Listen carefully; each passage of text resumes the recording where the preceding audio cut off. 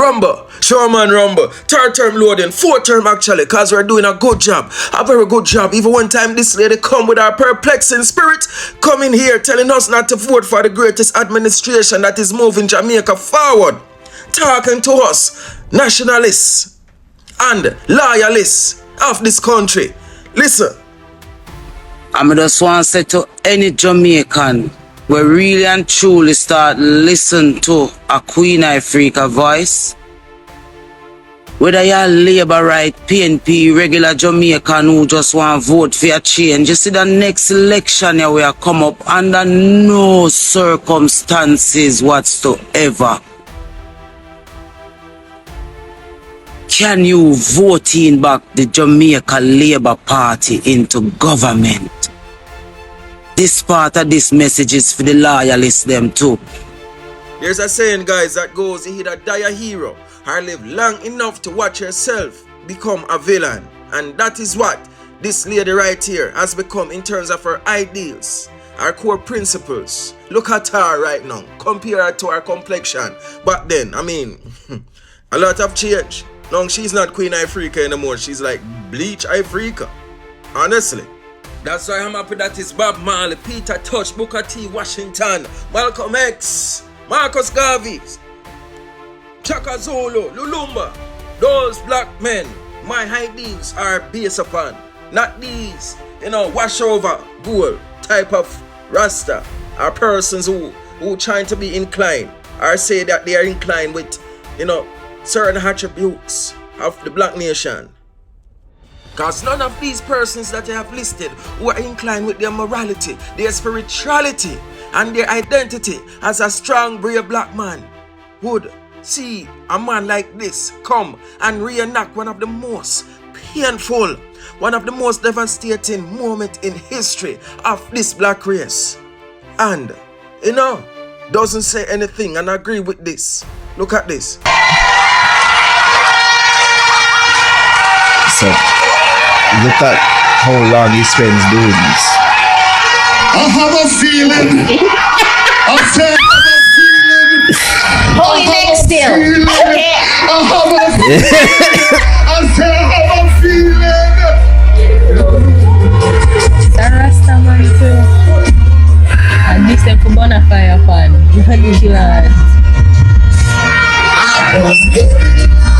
I was horror-struck when I saw Mark Golding pull the man by the large chain around his neck while laughing and having a jolly good time.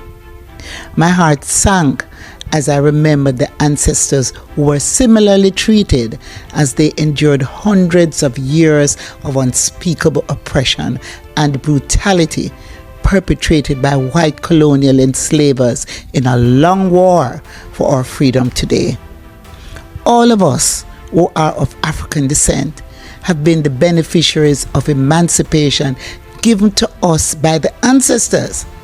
We mustn't take it lightly that today we live the life our African ancestors could only dream of. How could the holder of such a high constitutional office as leader of the opposition so disrespect our ancestors who gave their lives so that we could be here today? The slavery scene in which the opposition leader positioned himself as the main character and chief arbiter on the issue of whether a black man is freed is deeply offensive and is an affront to the entire nation. Mark Golding's reprehensible conduct has angered Jamaicans from all walks of life, as his performance mirrored a very painful, very, very painful period when our ancestors were chained and pulled by chains about their necks, sometimes before cheering crowds at auctions where they were sold or as a mere act to fulfill the perverse pleasure of the oppressor. Would the ancestors be pleased with Mark Golding's behavior? No. Would they cheer him? No. Or would they reject him and condemn his behavior? Yes, they would.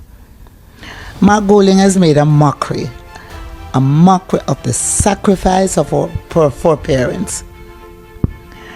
I'm offended by it and deeply hurt. He should at minimum apologize and commit never ever to disrespect our people again. Some prior mama never see this will burn out. And this is not because of Mark Golding complexion. I'm not racist, but it is because this is historically accurate. Again, historically accurate. And this bring out a lot of distress on me as a black man. And mama never see this will burn out. Not true. And it's so ironic that Big Stone, the guy that make Mark Golding put chain around his neck, reenacting slavery, months after he fell seriously ill, like literally critically ill. And me believe that the ancestors box him down, like lick him down, man, because they are so ashamed of him. To see that he's making ridicule, a mockery of the black man, strife and sufferation, and what was supposed to be our damnation, and we rise above. So the ancestors them just knock him out completely. And also for your mama, you want us to vote for a guy that literally is insulting our intelligence by stating that him as a UK citizen go to embassy to get a UK visa. Watch this. I had to go through it myself because I visited England in November on a tour, a diaspora tour as we call it, and I had to go and apply and get my visa, and it was a pretty demeaning process, I must tell you. Oh, I thought you were born in England. I was born in UC. Oh, your father was born in England. My father was born in England. Oh, okay, but you renounce, or because I thought that you could. Can you imagine Jamaica? And this lady I come with her perplexing spirit. Listen, this man said this country should be run by him and his Tapanaris friend them. His Tapanaris friend them. Not simple man like me and you or Andrew Holness, but the man that would depend the eye up of the stratification of society who control all of the wealth. And him want to run the country. Them type of person that the bossy snobs. And you come talk about, under no circumstances, a little trying man from Spanish Town if you run government, you forgive it to this man, these bossy snobs, this person will control all of the wealth in this Jamaican society.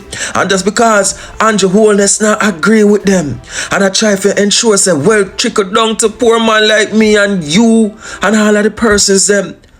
Look how much thing him divest to us. How much things he give to us to benefit ourselves, to earn ourselves once we have ambition.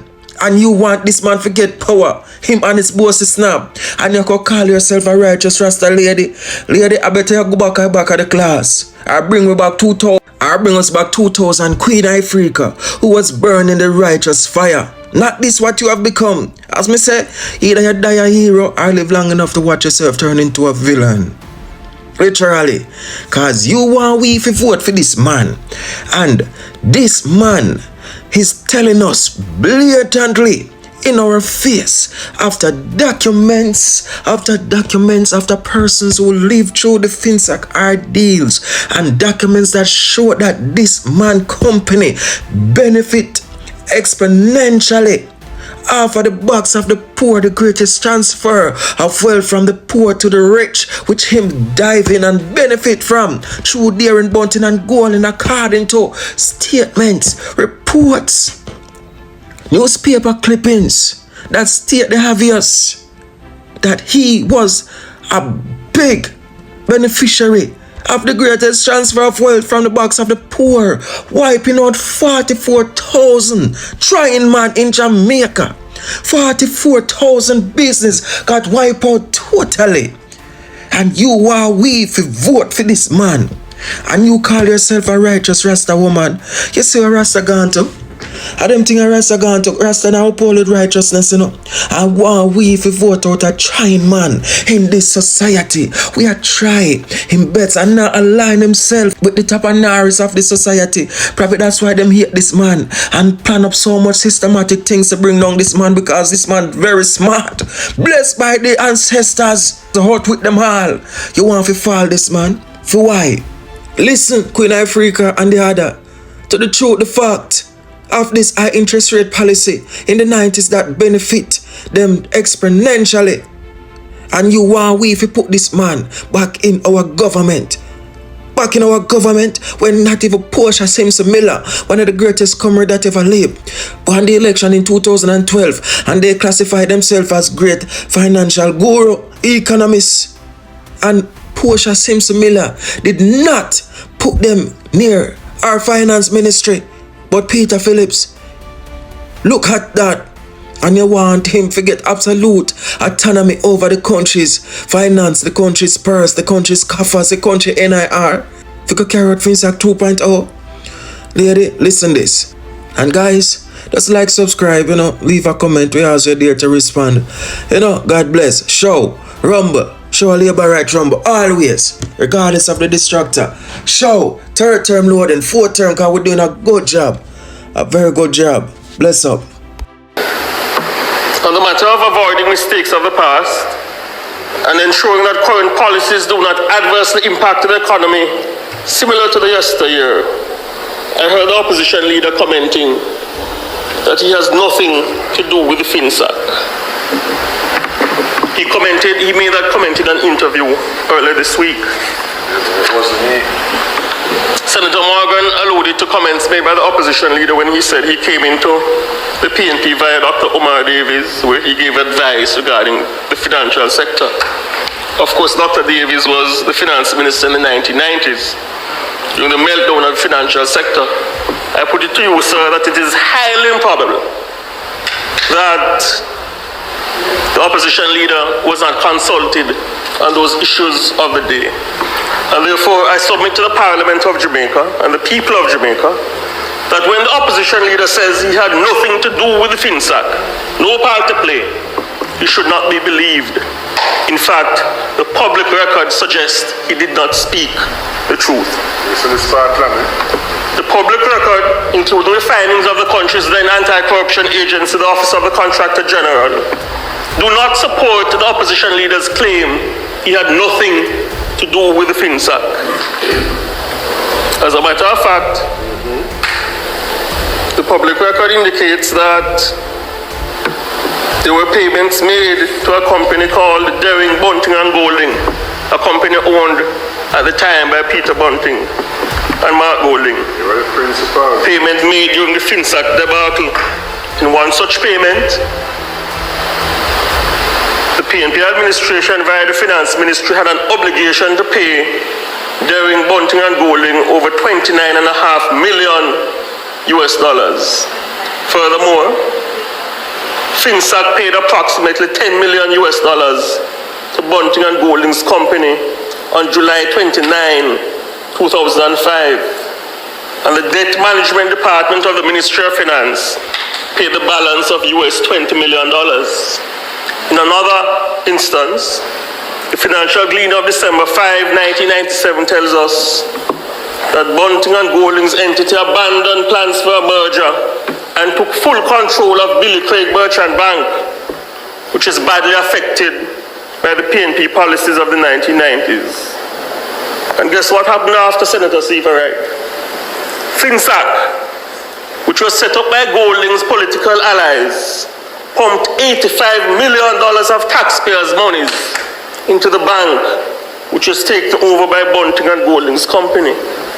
The Gleaner says these developments occurred after a hectic year for DB&G, which saw Peter Bunting and attorney Mark Golding playing a prominent part in the company's operations.